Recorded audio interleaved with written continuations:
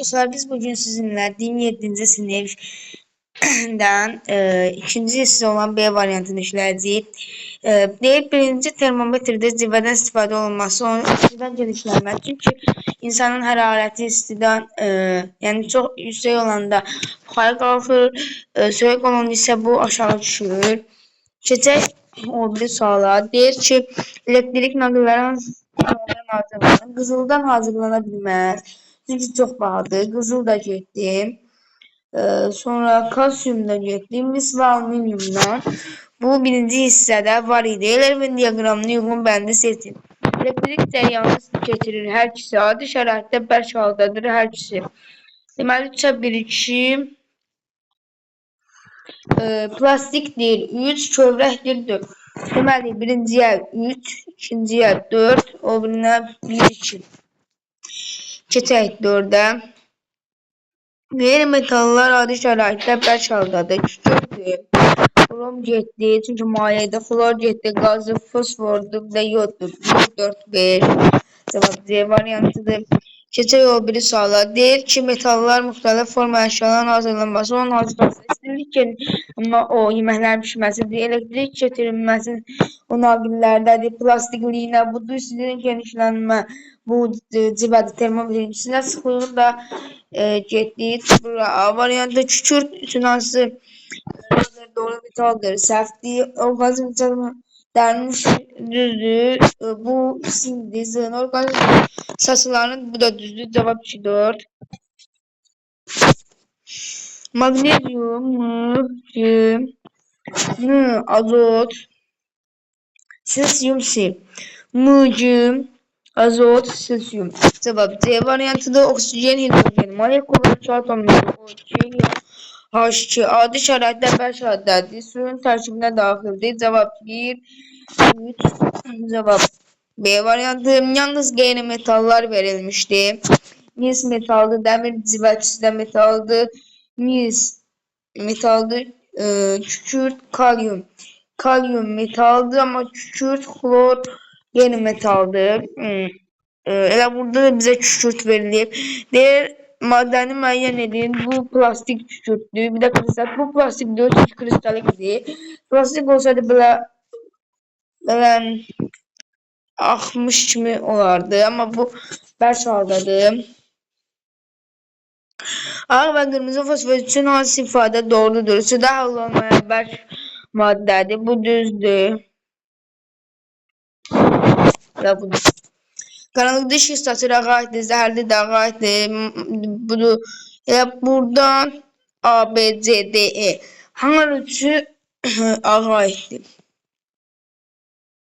Qeyri-metal adi şəraitdə burada yod, oksigen, qazdır, natrium metaldır, brom, mayedir, xlor və qazdır. Keçək 13-ə. Allotropik şəkil dəyişməsi olmayan elementləri müəyyən edin. Hidrojendir, kükürt var, bir də bromdur. 1, 3. Kükürtdə var, bərk, bir də maye, oksigende var, oksigen ozon. Havanın tərkibində hansı maddə yoxdur? Azotla oksigen var, xlor qazı, bir də karbon yoxdur. Çünki karbon qazı desəydi var, amma karbon başqa şeydir, karbon qazı başqa şeydir. Yəni karbon özü bərk halda olan metaldır. Yəni qeyri-metaldır, üzr istəyirəm. Doğru fikirləri müəyyən edin. Metal qızdırıqda genişlənir, soyuduqda isə çıxılır. Kükürdün allotropik şəkil dəyişməsi var. Qızıl elektrik cərəyanı yaxşı keçirmir. Xeyr, yaxşı keçirir. Qırmızı fosfor zəhərlidir. Xeyr, fosfor qrafit zəif metal parçasına malikdir. Düzdür. Silisium idi, qrafit idi, yod idi. Metal deyildi, amma metal parçasına malik olan qeyri-metal idi. Grafit idi. Bu da qeyri-metalda ancaq metal elektrik cərəyanı keçirməsinə malik idi. 1, 2, 5. 3 axı fosforda olan atom sayı 5 ozon. 3 axı fosfor, yəni P4 12. 5 ozon 15, sayıların cəmi bunlar da toplayanda 27. Keçək o birinə son vərəq. Deyir ki, böyük bəşliyinə yüksək əlmə temperaturuna malikdir.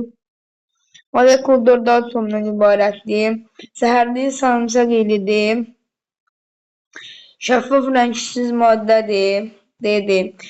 Kristallık kükürt yani 1 AD, 2 BD, 3 E. 1'e AD, 2'ye BC, 3'e E. Der ki, size təqdim olunmuş situasiyanı diqqətlə oxuyun və verilmiş Hasandır. X allotropi sarı rəngli elektrik cəryanı keçirməyə bəş maddədir. X-in formulu S8, yəni kükürtdür. Adı da e, bərk kükürt. Bərk kükürt. Yəni biz kükürt yazaq. Kükürt. Keçək o biri suala. X-in allotropik çəkirdeşməsi bir molekulundakı atom saniyə yazın. Bir allotropik şəkildə bərk və maye. Bərkdə S8-dir. Mayədə SN-dir. Çünki N-i biz bilmirik. Sonra bizə deyir suda hal olması xeyr, heç hal olmur, heç elektrik keçirmir. Düşünün bunları başa düşdük. Bugünlük bu qədər. İnşallah gələn dərslərdə görüşmək ümidi ilə. Sağ olun.